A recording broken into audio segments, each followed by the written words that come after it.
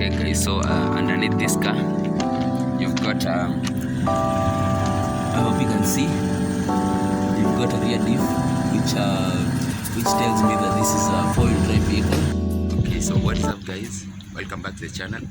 It's a beautiful day out here and I'm back at Shapla Motors. I'm going to review a particular commercial vehicle. So that is this 2010 Toyota Hiace. So it's a commercial vehicle. Most of them are used as transporters or matatus.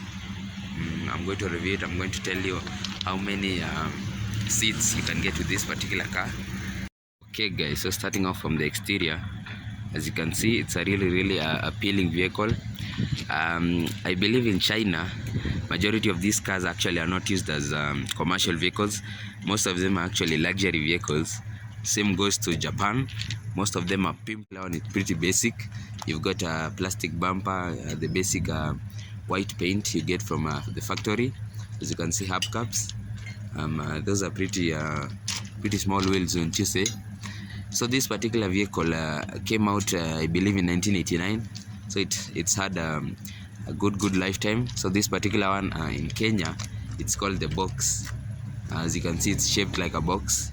In the rear, through to the side, the front, it's a little bit, as you can see, it's got an edge. So it looks pretty good, as you can see the front. So with most matatus, for those of you who don't know, the engine is underneath the front seats. I'm going to show you that in a few minutes. But as you can see, the headlights. So in 2010, some functions got upgraded or upgraded. I'm going to talk about that a little bit later. So actually, this is the should I say the base model. So maybe most of those functions will not come with this vehicle, but it being a commercial vehicle, it really doesn't matter. So as you can see, the grill into the engine, as you can see, the really huge radiator. So this particular one has an intercooler. Don't know if the camera can pick that, but it has a radiator and a secondary one. So that means that this must be turbocharged, but I'm going to talk about that later. So moving on to the side. So before we move, as you can see, the headlights, these are halogen. You can see from the bulb inside there. The turn signals, everything is pretty stock, and nothing's really been changed. So one thing, as you can see, really huge front doors. These allow for easy entry. As you can see, this is a pretty high vehicle, so easy entry. You've got a step down there. But moving on to the side, so really nice side door. As you can see, it opens up really easily. You don't have to use that much effort, and you've got your side door opened. So, and with that, had soft close. Okay guys, so what do you think of the side profile? If you pimp this out, what will you do with it? I personally will do some bulging fenders.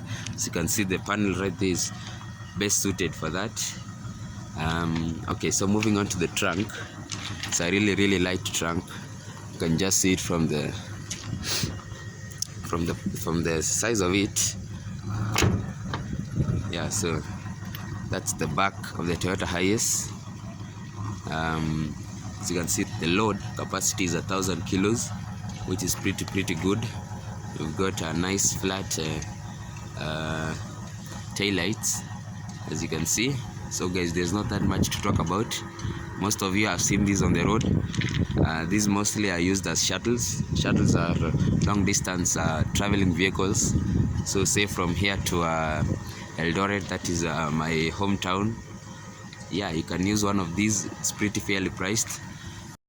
Okay guys, so underneath this car, you've got I hope you can see, you've got a rear diff, which tells me that this is a four-wheel drive vehicle. You've got coil springs, really good for travel.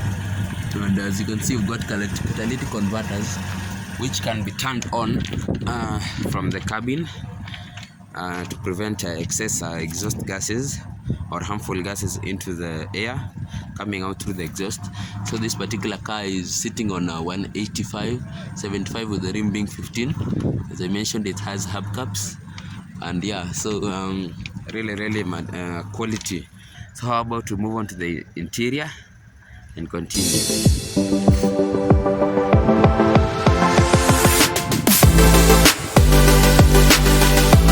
Okay guys, so getting into the Toyota Hiace, it's pretty easy. As you can see, you've got a step there and a grab handle here. So you just check the grab handle with the right hand, step on the step, and you get in. So pretty easy. And yeah, so starting off from the door card, as you can see, you've got a nice door bin for a drink. It's actually raised, and you can put in some files. So you've got automatic windows, which is pretty luxurious for commercial vehicles. But yeah, so as you can see there, automatic. Okay, the driver's side is automatic, the passenger side is not. But okay guys, so in the interior here, and starting off from the steering wheel, actually let's start off from the gear selector. As you can see, it's pretty interesting. It's pretty nice and well reachable and automatic. The older versions used to be manual. I don't know if you can get that nowadays, but yeah, it's pretty nice. Nice location for the gear selector. It's really easy. You can see the view. Yeah, I've got a really great view. This is my driving position, and I can see everything around. You can see you got the side mirror and the secondary mirror right there. Okay guys, so as you can see, the odometer 180 kilometers. Although in Kenya all commercial vehicles are limited to 80 kilometers an hour. That is the maximum speed they can go. And yeah, so guys, this is the steering wheel. This is of a 208 Toyota Land Cruiser TX, or yeah, the 208 model had this steering wheel of a Subaru Forester. The particular one at our home has this very indicator selector, and also the wiper stock.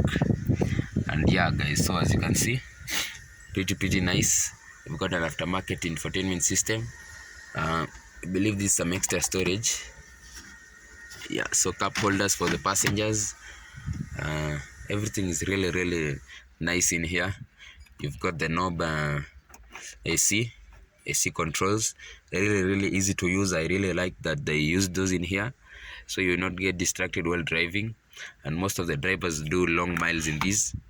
So yeah, you've got, I believe this is an ashtray, and yeah, that is a cigarette lighter. So it's pretty interesting.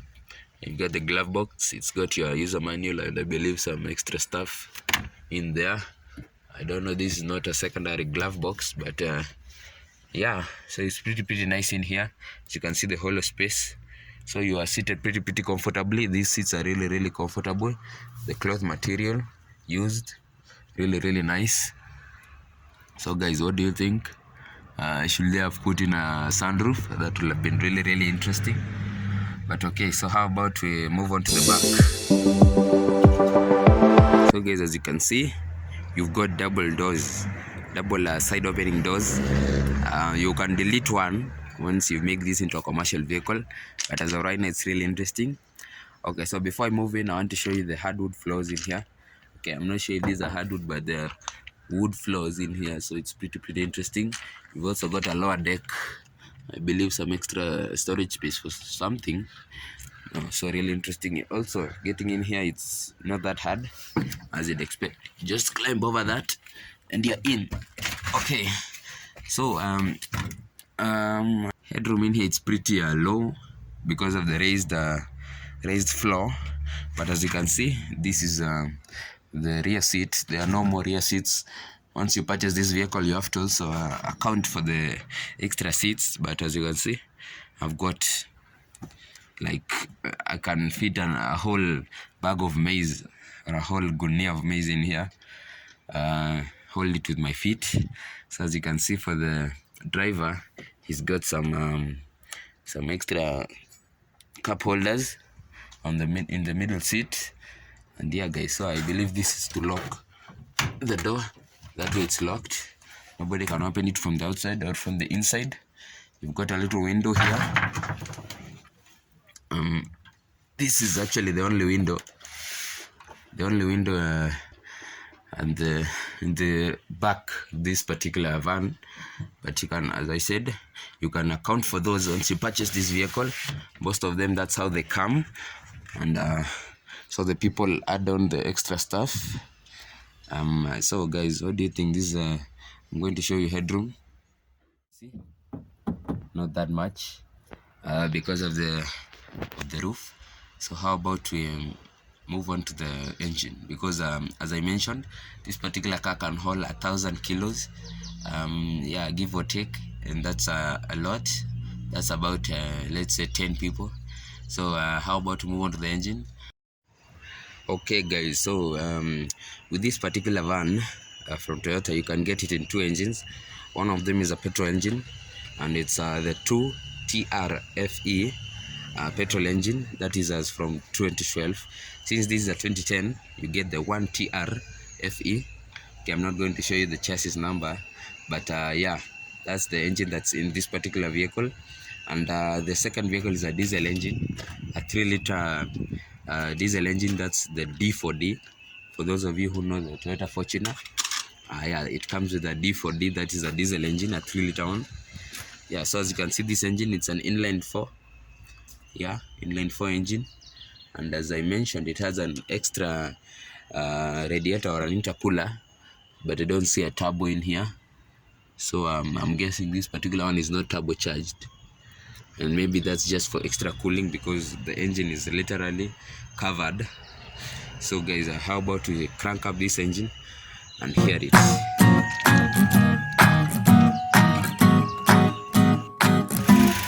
Okay guys, so we managed to get the engine started. The battery was a little low, but listen to that grumble.